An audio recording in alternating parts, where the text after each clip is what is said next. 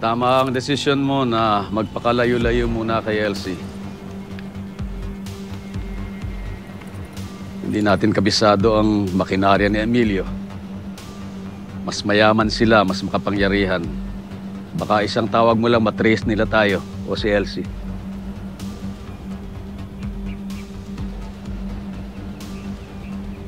Ano sabi ng doktor mo?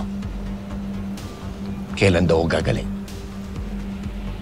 Matatagalan daw mga ilang buwan. Hindi! Hindi pwede. Kailangan ko gumanti agad. Kailangan ko makasama pamilya ko.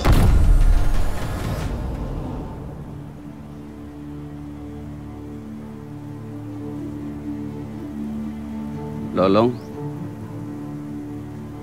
alam kong mahirap sa'yo na humingi ng tulong sa akin bilang ama mo.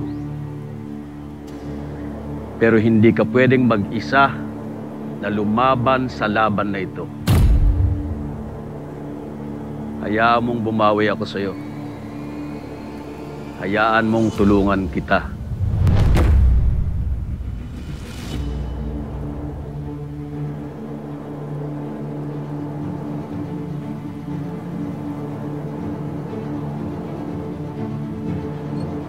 Totoo ba?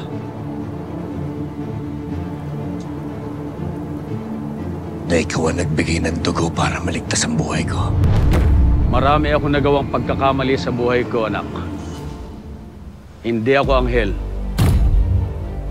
Pero hindi rin ako sobrang demonyo para hindi maging mabuting ama sa'yo.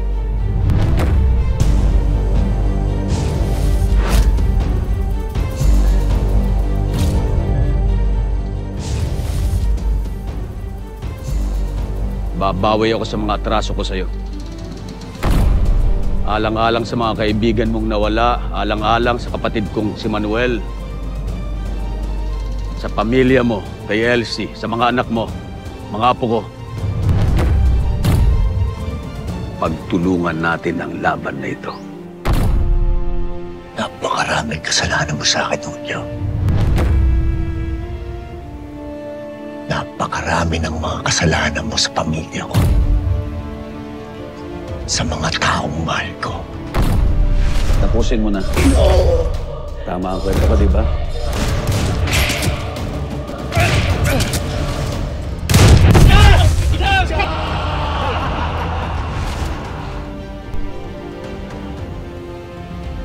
Kaya hindi ko alam.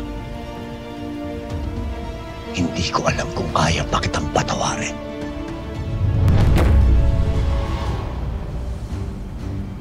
Pero tama ka.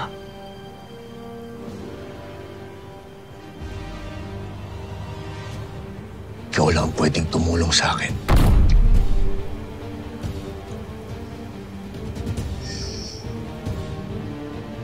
Kaya tulungan mo akong gumanti.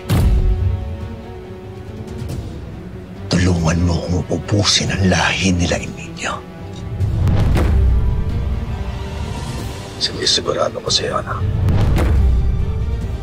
Gagawin ko ang lahat. Maghihiganti tayo.